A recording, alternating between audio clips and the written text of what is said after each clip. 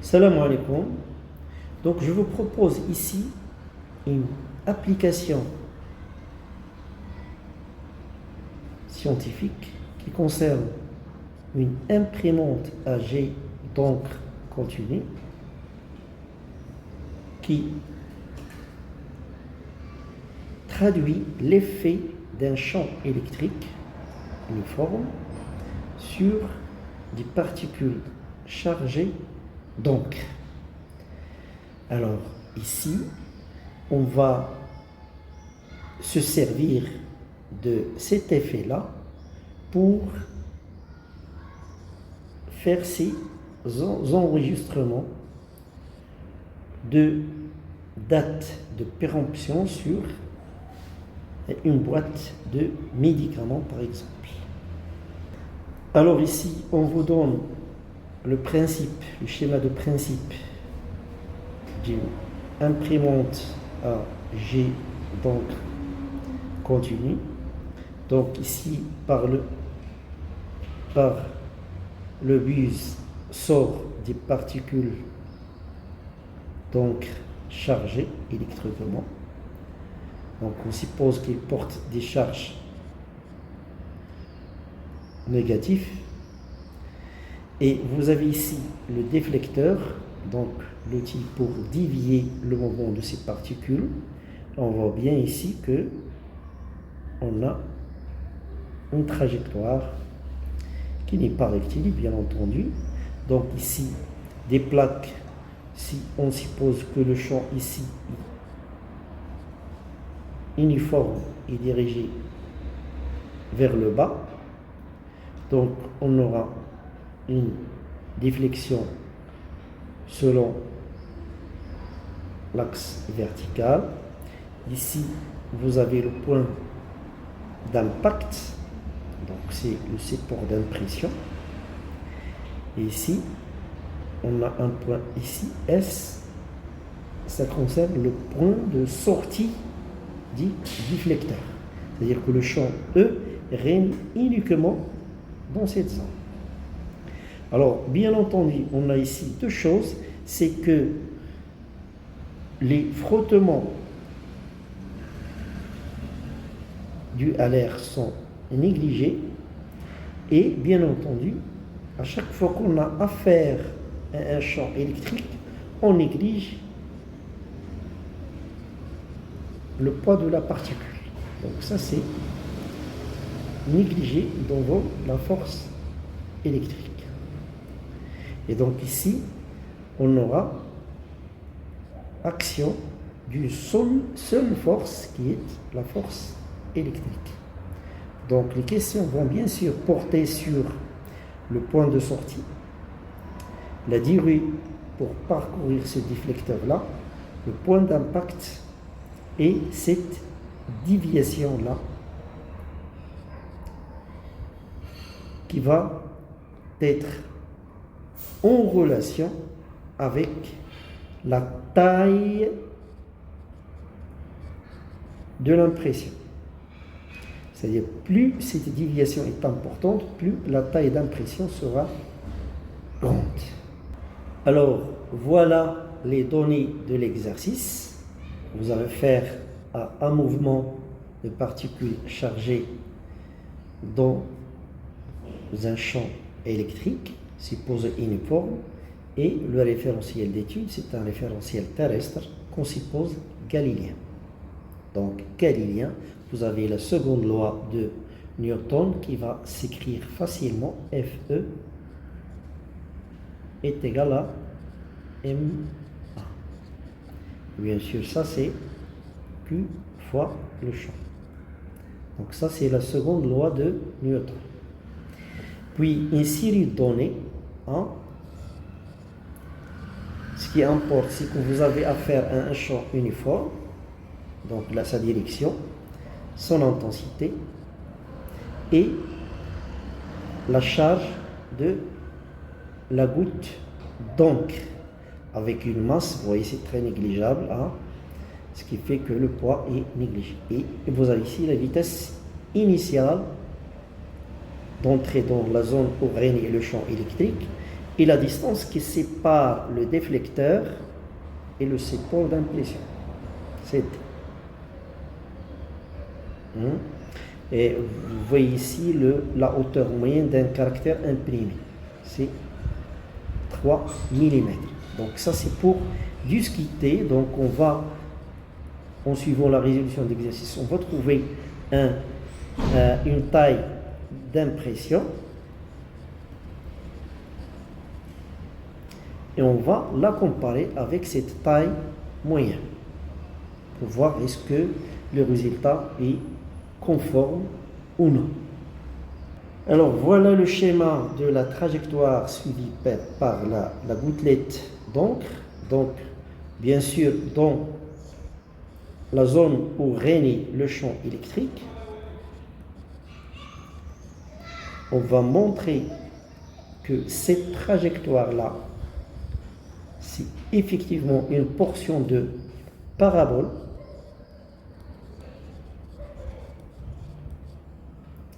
et puis à partir de ce point de sortie S, donc il n'y a aucune force qui s'applique sur la particule, sachant que le poids est négligé, donc on aura affaire au principe d'inertie qui dit que lorsque une particule n'est soumise à aucune force, automatiquement il aura un mouvement rectiligne uniforme. Et donc, à partir de S jusqu'au point d'impact, on aura une trajectoire qui est rectiligne. Et on va nous intéresser à cet angle de déviation. Donc, pour la première question, donc indiquer les signes de charge, etc. Donc, la direction de E, voilà la direction de E. Donc, il est dirigé de P1 vers P2. Et E, il est vers, il a un sens dirigé vers la diminution du potentiel. Ça veut dire que le potentiel, il aura ce sens-là. U, c'est VP1 moins VP2. Donc ça, c'est positif. Ça veut dire ici, vous aurez ça. Et ça, ici, vous aurez un moins. Et donc, où Q est négatif, automatiquement, vous aurez une force FE qui est QE. En fait, c'est moins QE K, puisque ça c'est négatif. Donc, tout ça, c'est positif. Et donc, FE il sera dirigé selon la direction ascendante. Alors, dans la question 2 et 3, on vous demande de montrer ça. En fait, ça nous rappelle, selon l'axe des X, un mouvement rectiligne uniforme, et selon l'axe des Z, vous avez un mouvement rectiligne uniformément varié. Et le tout, ça va nous donner un mouvement parabolique. Donc, on doit montrer ça en écrivant facilement que QE, selon la seconde loi de Newton, QE, c'est MA. Et donc, on a donc projeté selon X, donc AX, ça va vous donner un 0, et AZ, ça va vous donner, donc quand vous projetez, ça va vous donner, c'est Q moins E sur M. Donc c'est moins QE sur M. Donc on voit bien que ici, vous avez un mouvement rectiligne uniforme ici, ça c'est différent de 0. Donc vous avez affaire à un mouvement rectiligne uniformément varié selon l'axe vertical. Et par intégration, en respectant les conditions initiales, on va aboutir à ces deux résultats. Alors, il suffit d'écrire que Vx, par intégration, donc Vx, ça va être égal à une constante. Et puisqu'initialement, la vitesse, il est selon l'axe des x, donc ça c'est, en fait, c'est V0. Vous intégrez encore, ça va vous donner un xg qui est égal à V0 t plus une constante qui est nulle en respectant les conditions initiales. Alors de même ici, j'intègre, je vais obtenir Vz, c'est moins Q E sur M fois T plus une constante, initialement c'est 0. Par intégration encore, je vais obtenir un ZG de T qui va être égal à moins Q E sur 2M T carré plus 0 fois T plus Z0, tout ça c'est 0. Alors là, j'obtiens ces deux expressions. Alors maintenant, les questions restantes, on va exploiter ça. Parce que si j'élimine le temps, je vais obtenir une équation de la trajectoire qui est ZG de XG qui est égal en fait à moins QE sur 2M T carré n'est rien d'autre que X carré sur V0 carré. Donc on voit bien que c'est une trajectoire parabolique, bien sûr, dans la zone où règne le champ E, c'est-à-dire pour un XG inférieur ou égal à L. L, c'est la longueur de la plaque P1 ou P2. Donc, vous avez affaire à ça, c'est une parabole. Qu'on voit bien sur le schéma donné précédemment. Alors, ici, la durée TS pour A et montrer que la déviation HS est d'environ 0,9 mètres. Donc c'est très simple. Donc vous avez en fait, vous avez les deux plaques, P1, P2, ils ont une longueur L.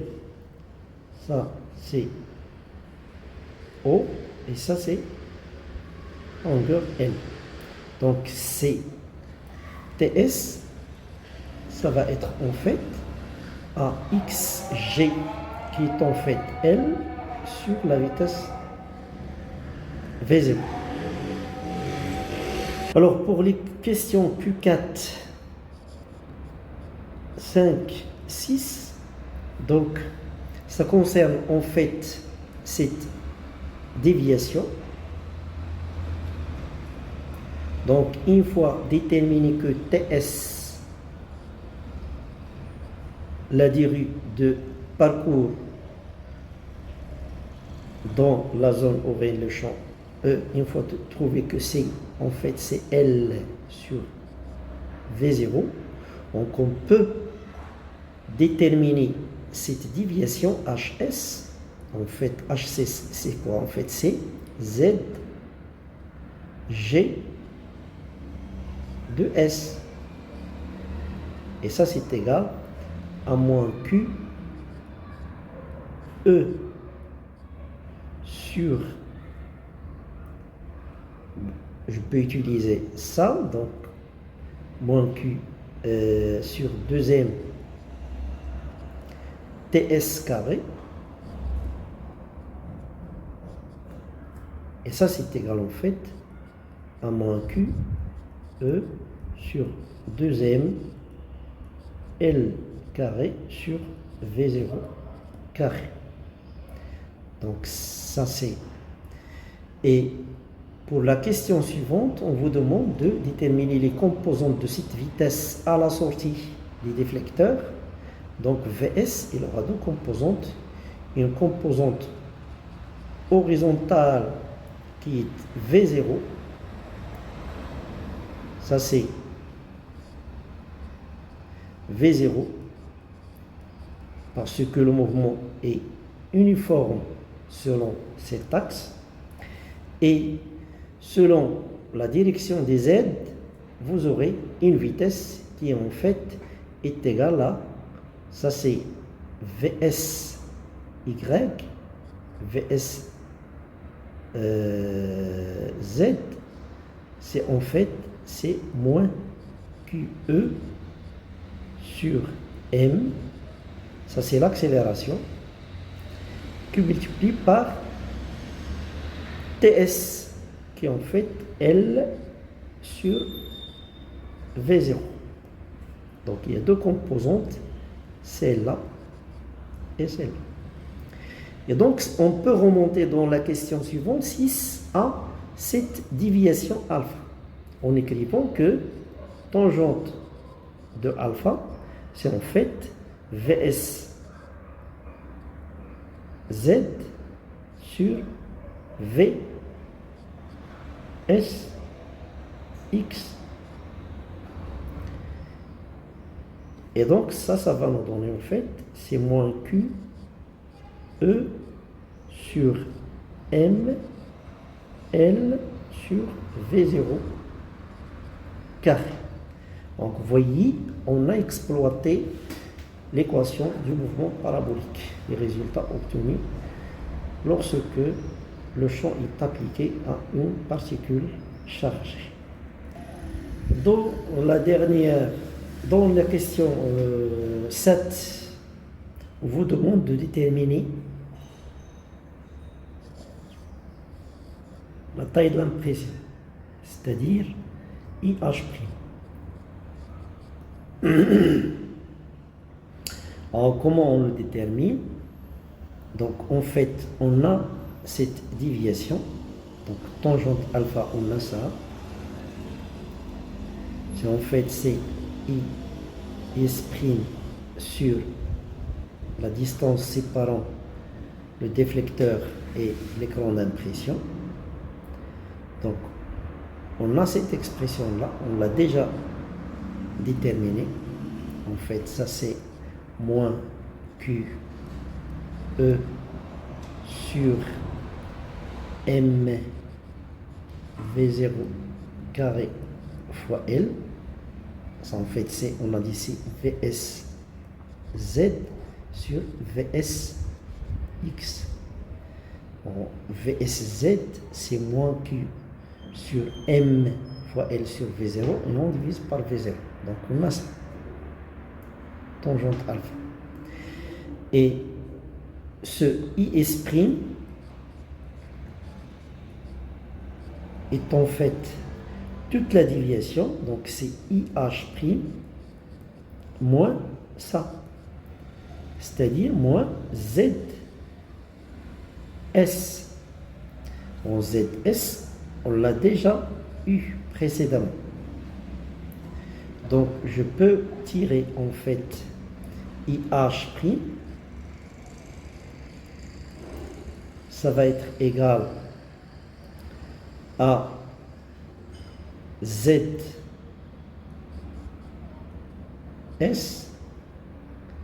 plus D tangente alpha. Avec ZS, bien sûr, c'est quoi? ZS, c'est tout simplement, c'est moins QE sur 2M TS carré. TS, c'est en fait, c'est L sur V0 au carré. Et donc, je vais déterminer l'expression de IH'. Et donc, ici, on peut faire une application numérique qui va nous aider à commenter les résultats. Donc, tout calcul fait, on trouve un IH' de l'ordre de 3,9 mm. Et ça, c'est comparable à 3 mm qui a été donné dans l'énoncé. Donc, on a un bon accord.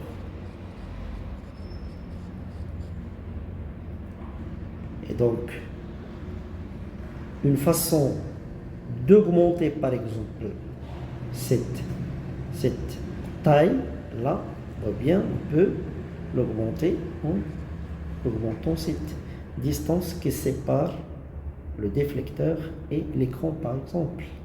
On peut aussi jouer sur l'intensité du champ électrique appliqué. On peut aussi jouer sur cette vitesse initiale d'accès au champ électrique. Voilà une application d'un champ électrique